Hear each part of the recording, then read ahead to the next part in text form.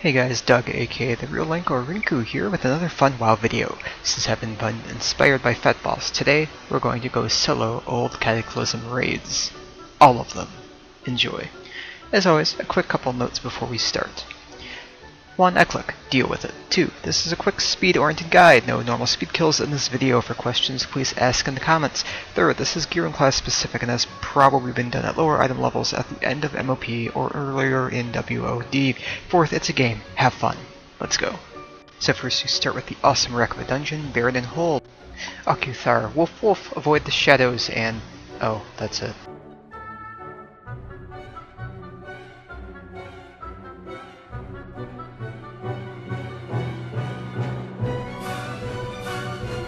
Argaloth, the Demon Sloth.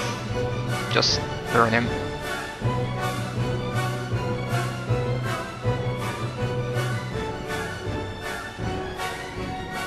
Finally, we have the Lady Elizabeth, Mistress of Hate, who loves to hate on everything, including you. Feel free to beat her up before she skewers you to the ground, rendering you completely immobile and probably dead. Down by the sword may serve as a useful cooldown in times of need. Beat her and you've won Baradin Hold. Congrats.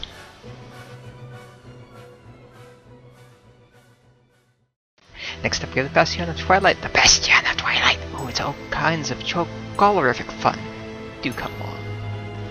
First up we have the awesome Healthless Wormbreaker. The only thing as a warrior we really have to watch out for on this fight are his Malevolent Strikes, which lower the amount of healing done as the fight progresses. Simply using Second Wind, coupled with other warrior cooldowns, will help us survive through this lack of healing we can do to ourselves. Have fun.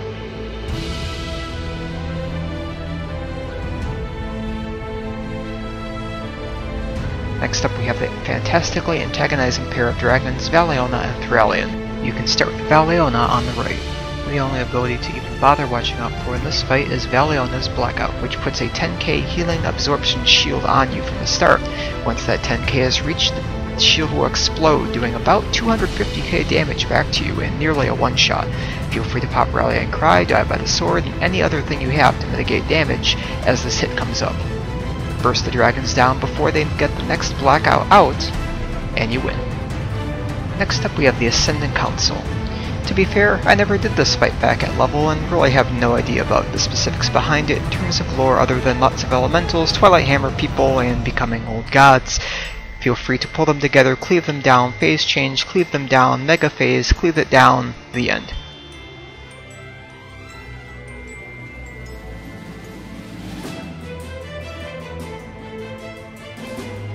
Next up we have one of the most hilariously voiced characters in all of WoW, Cho'Gall himself. Really, once you pull and start the fight, it's something about corruption meters and old gods and fiery elementals coming out in different phases, and you know, I never did this, so I have no idea really what's going on, but at the same time, he's not too bad of a DPS check for gear now. Just shift him through the phases, get him down, and you'll be good to go. Feel free to loop the body by jumping through the collapsed hole in the floor all the way down to the super secret boss, that's Sinestra. Do mind the fire.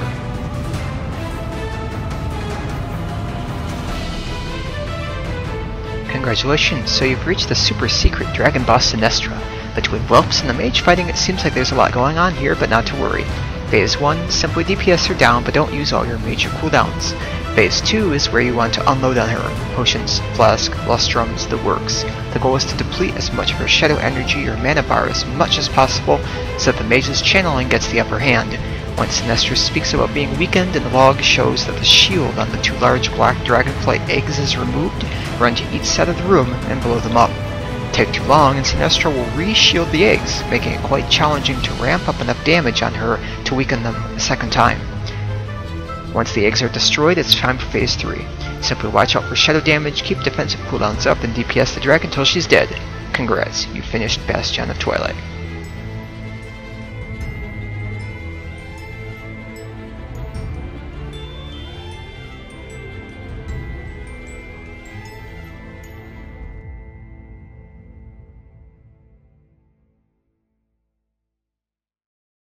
So we go to Blackrock Mountain to find Blackrock Caverns, Blackrock Descent, Blackwing Lair, Blackrock Spire, Blackwing Descent? One of those, it's the raid with the black dragons! First up we have Magma, a lava burrowing creature made from magma. Smack the round till it's dead, the end. Next up we have the Omnitron defense system. How this worked at level I thought was you would work on one golem, then they'd launch another golem, and they'd do more abilities, then the third golem, and there'd be even more abilities, and you have to juggle them, and now they're just really awesome training dummies. Kill them, get the end. Next up we have the Energetic Chimeron, a unique experiment with one major ability check called Massacre. You have 25 seconds to DPS him down or he'll one-shot you. I did not bother using Finkel Einhorn's protective bio mixture for this fight. For Atramedes, the blind, well-turned dragon, it seemed like it was an interesting fight back at level. First, the sonic marker special icon you get is for hitting the gongs and steering him through sound against different members of your raid group, but now it doesn't really matter anymore. He's a straight DPS burn. Next up we have Meloriak, an epically failing alchemist. In 25-man heroic, you really want to kill him even if it's just for the humor alone. The original fight worked with different cauldron buffs provided by the cauldron in the center of his room, but since we overgear this place, he's a straight DPS burn. Easy peasy. For Nefarian, both on normal and heroic modes, there are a couple of phases to focus on that make this a little more than another fight that you can ignore the mechanics to. For phase 1, kill the reanimated Onyxia and DPS the adds. In phase 2, position yourself near one of the 3 stone pillars on the platform, as the lava will rise up. Keep in mind you have to swim upwards as it will not carry you with it, and then kill the ad on the platform. In normal mode, keep as much health as possible and any defensive capabilities or swap stance to hop from platform to platform to kill all the ads to make the lava retreat. In heroic, it seemed like that killing a lone ad was enough to make the lava retreat. Phase 3, kill Nefarian and the oodles of ads that join you. That's it for Blackwing Descent.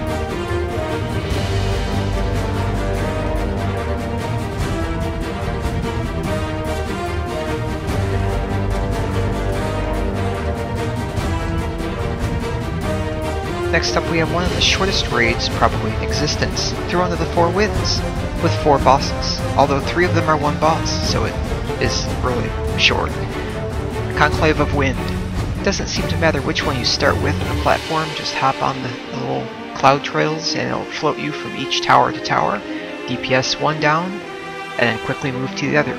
Each boss starts a very lengthy channel cast, which seems like it will do a special ability and perhaps make it vulnerable or at least trickier to beat, but if you can get to all 3 and DPS them down in time, you don't seem to do that. Get your loot. To reach Alakir, the final boss in Throne of the Four Winds, just click on any of the swirling air vortexes inside the Conclave Towers. They'll rise you up and punch you to the center platform. For Alakir himself, it is a very simple 2-phase fight. Phase 1 starts from 100% to 25% with eating lightning on the ground and just DPSing him down. For Phase 2, he'll destroy the platform, give you a air flying buff where you can move incredibly fast, and destroy his elemental form while in the air. But again, there's no real damage that goes out, just DPS him down, fly to the little blue crystal in the center and collect your loot. That's it for Throne of the Four Winds.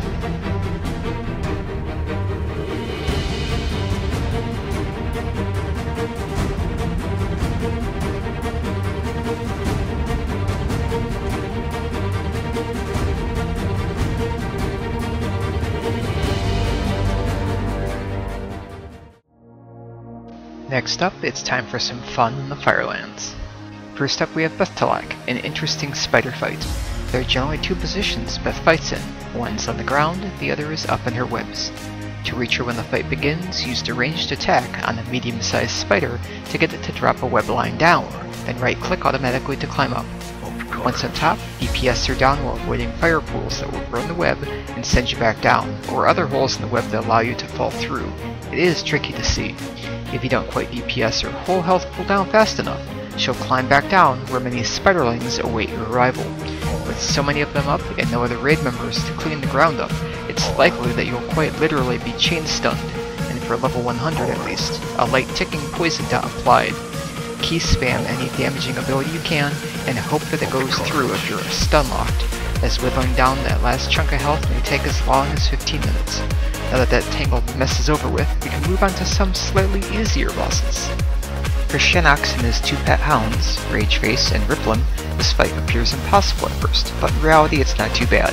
Begin the encounter with Cleave DPS Shenox and the Hounds down, with particular focus on Rage Face.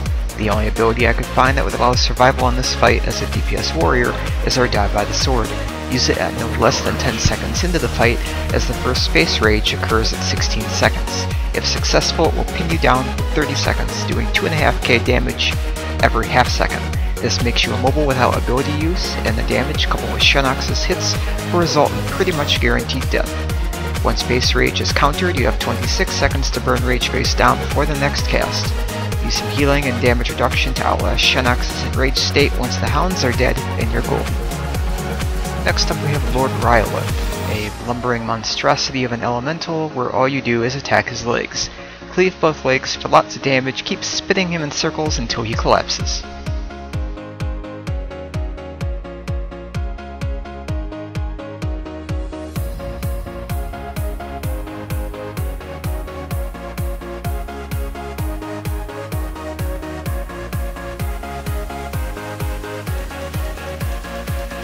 Next up we have a fearsome Balrog. In MoP and early WOD, it would be that Balrog's Shards of Torment stacks would double the shadow damage for every increased stack, making this difficult to live through. In current gear, however, it's easy to ignore this ability as it caps out at 12k ticks or so with 25 stacks, then falls off. If you're fast in the DPS, you don't even have to worry about Decimation Blade, or you can use cooldowns to survive the hit if it isn't dodged or parried outright. Collect your loot and move on. Next up we have the excitable fire chicken Elisrazor. Get some free DPS on her while she's on the ground, grab 3 feathers and fly up to continue your assault. With DPS today, you don't have to worry about running out of flight time. Chicken wings.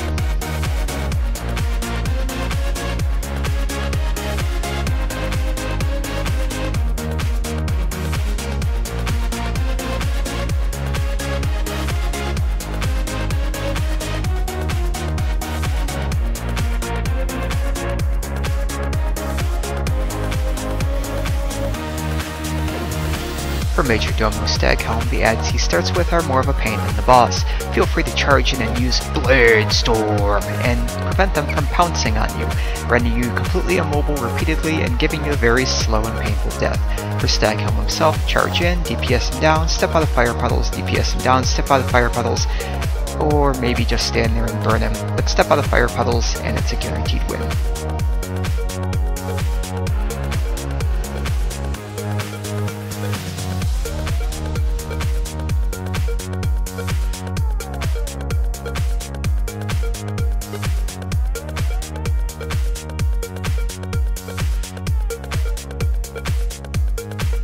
Finally, we're at Ragnaros, the Lord of Fire himself.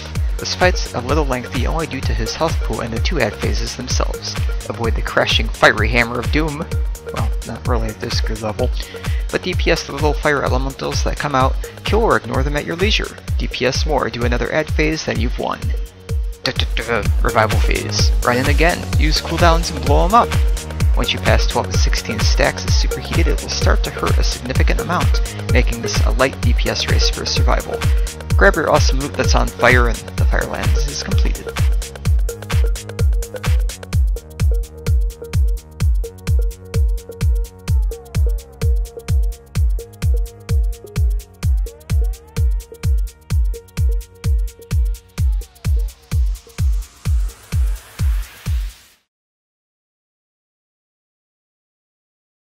Next up it's the Soul of the Dragon, Darkness Piercing the Night.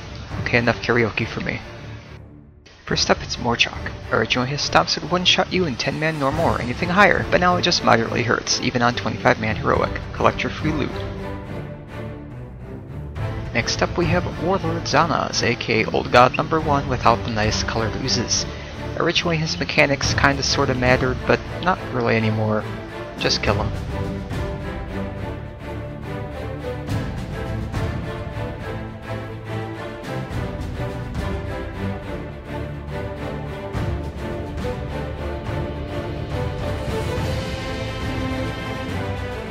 Next up we have Yorshaj the Unsleeping, aka Old God number 2 with lots of colored puddles in his room, which really don't matter if they get to him anymore or not, seeing as how the damage is pretty negligible. Smack him around a few times until you get loot.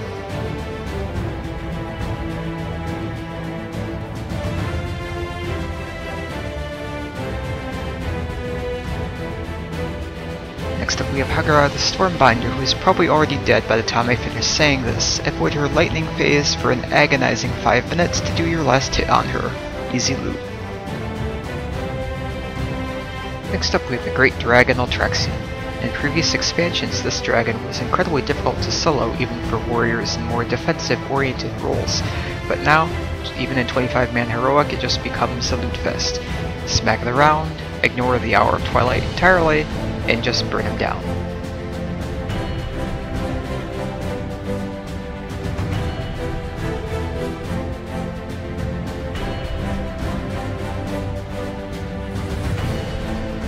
For War Master Blackhorn and his mount Goriana, this continues to be an interesting, not drawn-out fight.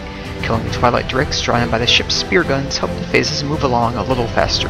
Repeat the killing of enemies on the ground and air until no Drakes remain, and work on Blackhorn himself. Eventually he'll call down Goriana to help try to finish you off. Here the damage can escalate a bit along with shadow puddles filling the deck of the ship, but you shouldn't have too much problem bringing him down.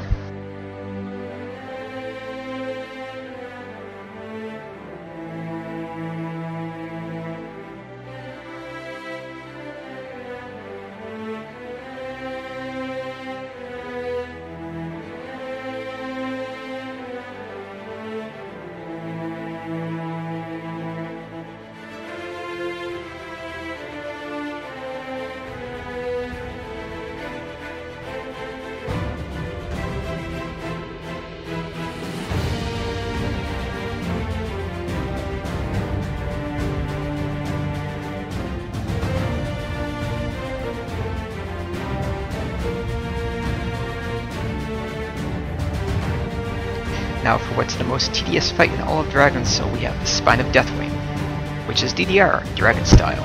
Sadly, the combo of up, up, down, down, left, right, BA won't give you an extra try if you're through enough Deathwings back.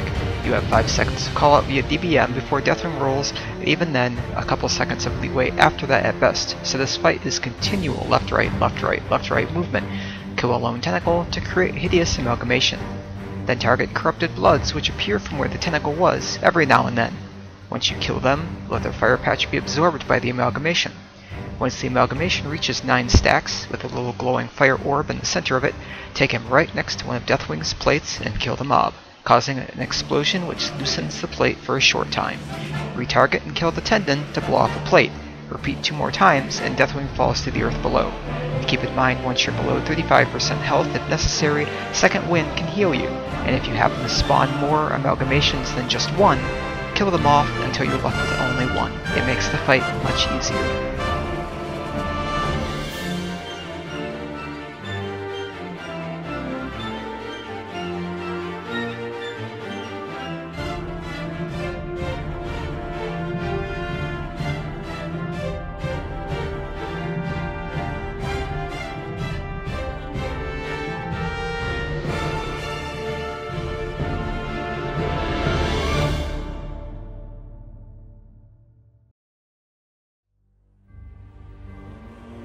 Finally, the grand conclusion to Dragon Soul and this video, the madness of Deathwing.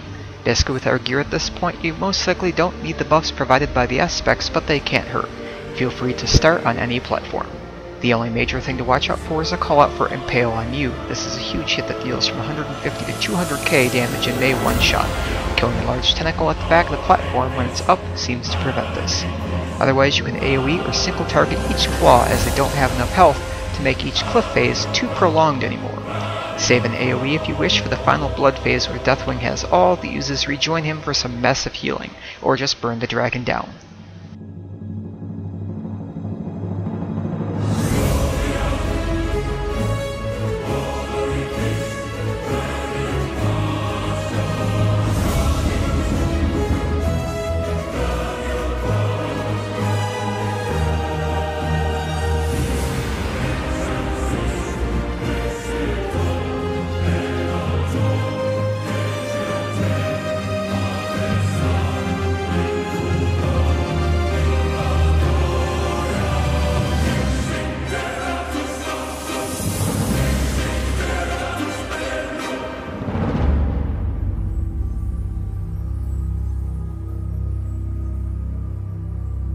Congratulations on soloing the Cataclysm.